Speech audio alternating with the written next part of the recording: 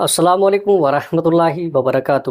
ہر انسان کے دل میں ایک تمنا ہوتی ہے، ایک ایسی جگہ کی جہاں نہ دکھ ہو، نہ غم ہو اور نہ تکلیف، صرف سکون اور خوشی ہو۔ اللہ تعالیٰ نے اپنے نیک بندوں کے لیے ایسی جگہ کا وعدہ کیا ہے اور اس جگہ کا نام جنت ہے۔ جنت وہ جگہ جو اللہ نے قیامت کے دن اپنے نیک بندوں کے لیے پیدا کی ہے، جہاں انہیں ہمیشہ رہنا ہے۔ پیارے دوستو، آج کی اس ویڈیو میں ہم قرآن اور حدیث کی روشنی میں جانیں گے کہ جنت اصل میں کیا ہے، اس وقت کہاں ہے، کیا اللہ نے جنت کو بنایا ہے یا بنائے گا، اور جنتی لوگوں کو اللہ کی شان سے نوازے گا۔ ان تمام سوالوں کے جواب جاننے کے لیے اس ویڈیو کو بنا اسکپ کیے آخر تک ضرور دیکھیے گا۔ جنت کے لغوی معنی درختوں سے بھرا ہوا باغ ہے، زمین پر ہو یا آسمان پر۔ جنت سے مراد وہ جگہ جو پروردگار عالم نے آخرت میں مومنین اور نیک لوگوں کے لیے خلق فرمائی ہے، جس میں وہ ہمیشہ رہیں گے۔ امام جعفر صادق رضی اللہ تعالیٰ عنہ نے فرمایا کہ جو شخص 4 چیزوں کا انکار کرے وہ ہم میں سے نہیں ہے۔ ایک معراج جسمانی، یعنی رسول اللہ صلی اللہ تعالیٰ علیہ وسلم وہ معراج شریف صرف خواب یا روحانی کیفیت میں نہیں بلکہ جسم اور روح دونوں کے ساتھ ہوئی۔ انبیاء اکرام اور معجزات پر ایمان رکھنا ضروری ہے۔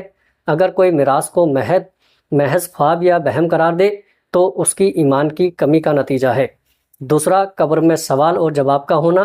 موت کے بعد انسان کو قبر میں ایک عالم برزخ سے واسطہ پڑتا ہے، وہاں فرشتے انسان سے سوالات کرتے ہیں۔ یہ ایک برزخی حقیقت ہے اور اس پر ایمان رکھنا ضروری ہے۔ تیسرا، جنت اور جہنم کا مخلوق ہونا۔ قرآن اور حدیث سے یہ ثابت ہے کہ جنت اور جہنم پہلے سے پیدا کی گئی ہے، محض بعد میں بننے والی نہیں۔ یہ ایمان کا حصہ ہے کہ وہ دونوں موجود ہیں۔ چوتھا، شفاعت۔ قیامت کے دن انبیاء، اولیاء اور خاص طور پر رسول اکرم صلی اللہ تعالیٰ علیہ وسلم اور اہل بیت علیہ السلام مومنین کی شفاعت کریں گے، یعنی گناہگار اہل ایمان کو اللہ کی رحمت سے نجات دلوائیں گے۔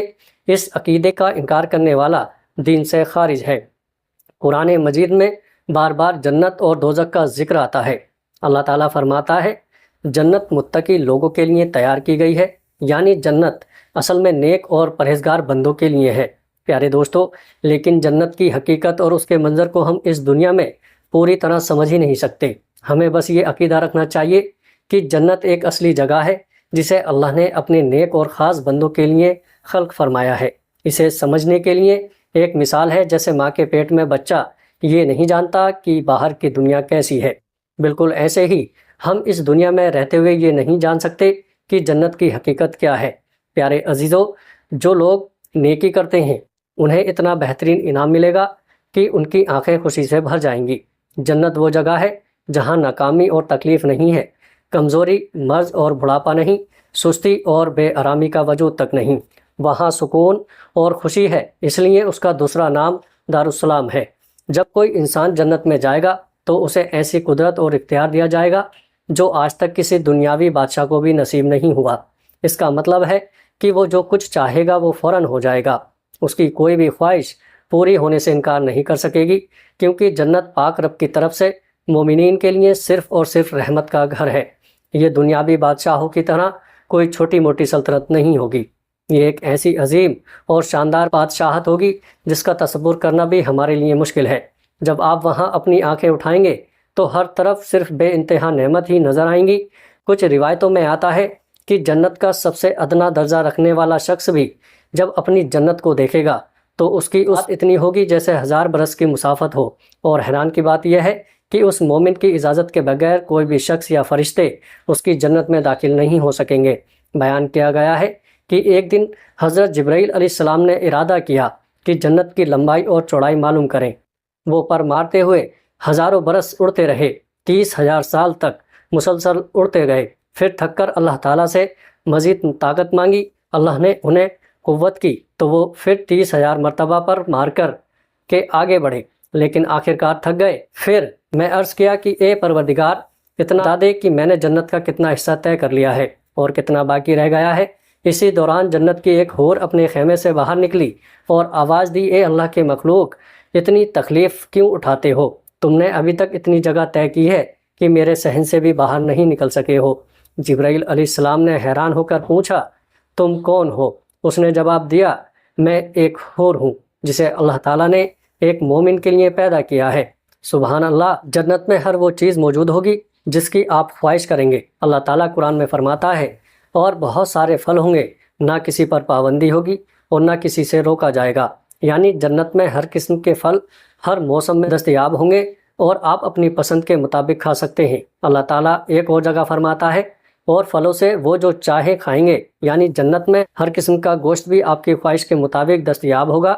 آپ جتنی مرضی خوشی سے کھا سکتے ہیں بغیر کسی روک ٹوک کے۔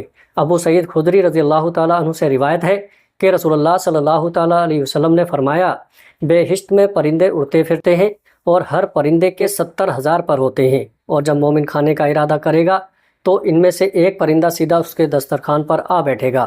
اپنے پروں کو جھاڑتے ہوئے اس پرندے کے پروں سے ہر طرف سے ایک ایسا کھانا نکلے گا جو برف سے زیادہ سفید، شہد سے زیادہ لذیذ، مشک سے زیادہ خوشبودار۔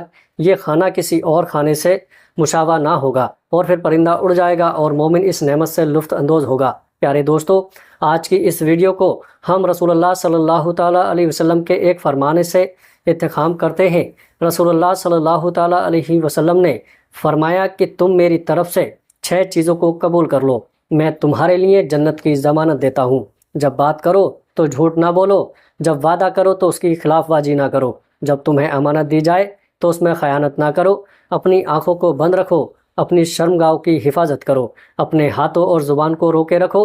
اے اللہ، ہمارے دلوں کو روشن کر، ہمارے گناہ معاف فرما، ہمیں محمد صلی اللہ تعالیٰ علیہ وسلم، ان کے پاک اہل البیت علیہ السلام کے ساتھ جنت میں جگہ عطا فرما، اور ہمیشہ اپنی رحمت کے سائے میں رکھ، آمین یا رب العالمین۔